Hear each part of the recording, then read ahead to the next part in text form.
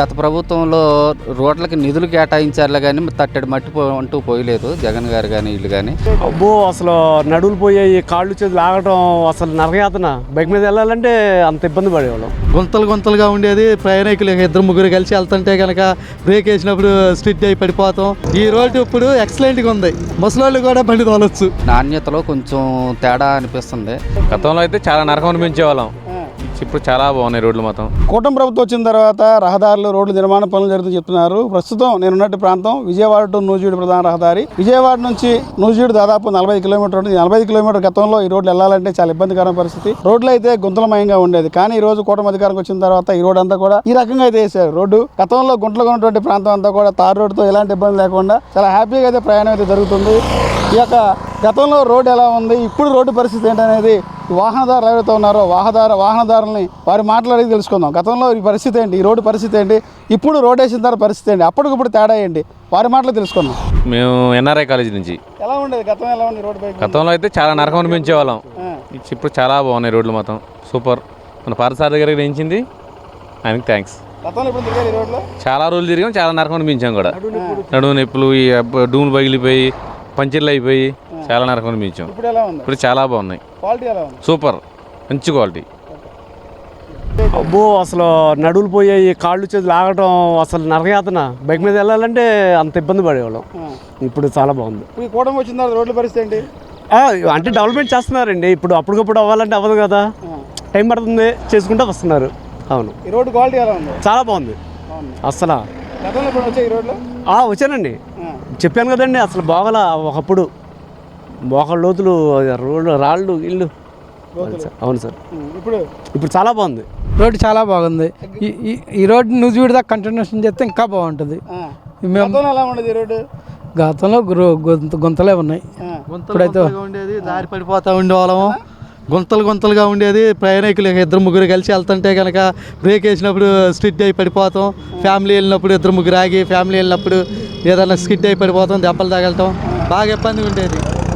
ఈ రోడ్డు ఇప్పుడు ఎక్సలెంట్గా ఉంది, ముసలోళ్ళు కూడా బండి తోలొచ్చు. గతంలో వెళ్ళారు ఈ రోడ్లో? గతంలో రోజు వెళ్తానే ఉంటాం, ఇదే రోడ్డు మేము నడిచేది. అవును.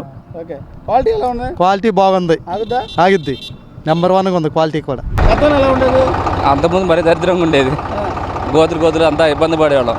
ఇప్పుడు బాగానే ఉంది. చాలాసార్లు వస్తానంట, లోడ్ వేసుకుని వస్తానంట పెద్దాల. ఆటో బండి మీద రావాలన్నా ఇబ్బంది అయిపోయేది. కొంచెం పర్లేదు, బాగానే ఉంది.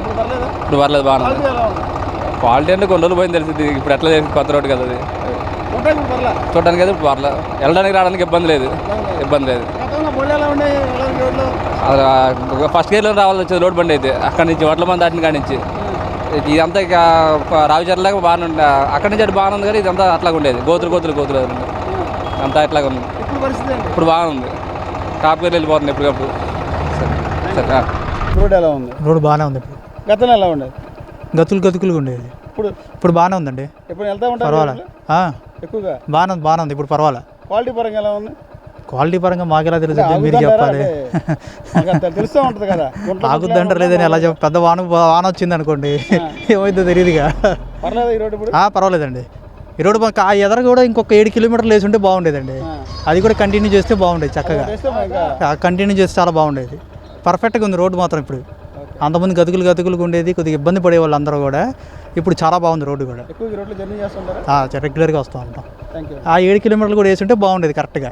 కూటమి ప్రభుత్వం వచ్చాక చంద్రబాబు నాయుడు గారు, పవన్ కళ్యాణ్ గారు, లోకేష్ గారు, ఎప్పటికైనా తెలుగుదేశం ప్రభుత్వం ఏదైనా వచ్చినా రోడ్లు బాగుంటాయి, వ్యవస్థలు బాగుంటాయి. ప్రస్తుతానికైతే రోడ్లు బాగున్నాయి. అంతేకాకుండా నాణ్యత కూడా సరిచేయాలని చూస్తున్నాం. చాలా వరకు సిటీల్లో కూడా మన నూజివీడు నియోజకవర్గంలో కూడా చాలా రోడ్లు పోసారు ఈ మధ్య. అది పోసిన 3 నెలలకి 4 నెలలకి మళ్ళీ పెచ్చులు కొట్టడం, ఇది నాణ్యతలో కొంచెం తేడా అనిపిస్తుంది.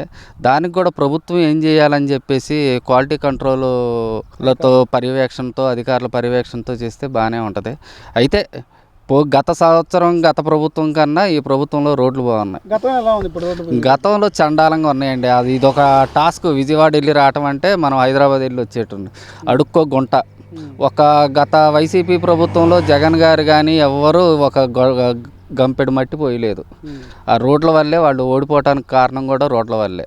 ఎందుకంటే ప్రజలకి మౌలిక సదుపాయాలు అనేవి చాలా ముఖ్యం. రోడ్లు గీడ్లు విద్య వైద్యం ఇవన్నీ దాన్ని వాళ్ళు పక్కన పెట్టారు కాబట్టి ఇంట్లో ఉన్నారు.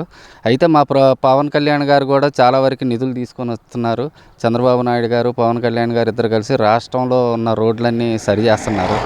అట్టా అంటే అలా అని అన్ని రాష్ట్రం మొత్తం బాగున్నాయి అంటే మనం చెప్పలేకపోయినా ఉన్నంతలో చాలా సాటిస్ఫాక్షన్గా ఉంది. కుటుంబం వచ్చిన తర్వాత రోడ్ల పరిస్థితి ఎలా ఉంది? ఏమన్నా మార్పు వచ్చింది గతానికి ఇప్పటికి? చాలా మార్పు వచ్చిందండి, చాలా మార్పు వచ్చింది. ఇదివరకు అయితే గత ప్రభుత్వంలో రోడ్లకి నిధులు కేటాయించారులే కానీ తట్టడి మట్టి అంటూ పోయలేదు జగన్ గారు కానీ వీళ్ళు కానీ. వాళ్ళు ఎంతసేపటికి ఏంటంటే బటన్ నొక్కుడు డబ్బులు ఇవ్వటమే అలవాటు చేశారు జనాలకి.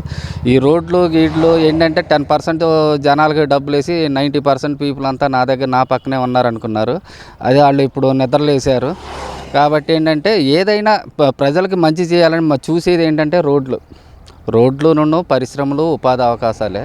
ఈ కూటమి ప్రభుత్వం మాత్రం బేస్గా ఉంది. అంతేకాకుండా మన మంత్రి గారు కొలుసు పార్థసారథి గారు వచ్చాక చాలా వరకు నూజివీడు నియోజకవర్గంలో అన్ని చోట్ల అన్ని ఉపాధి అవకాశాలు పెరుగుతున్నాయి. రోడ్లు కూడా బాగుపడుతున్నాయి సిమెంట్ రోడ్లతో సహా. గతంలో బాగోలేదు, ఇప్పుడు బాగానే ఉంది. బాగుందా? ఇంకా కొన్ని ఉన్నాయండి. నూజివేడ్ నుంచి ముస్నూరు గోపారం వెళ్ళే రోడ్డు బాగా ట్రబుల్గా ఉంది. తర్వాత ఈ టాలీలో పెద్ద వ్యాన్లో వెళ్తున్నాయి కంకర్లో పోసుకుని, అది డిస్టర్బెన్స్గా ఉంది. జనాలు కళ్ళల్లో పడతాం అవి చేయటం కొద్దిగా ఇబ్బందిగా ఉంది. ప్రజెంట్ ఈ రోడ్డు అయితే బాగానే ఉంది.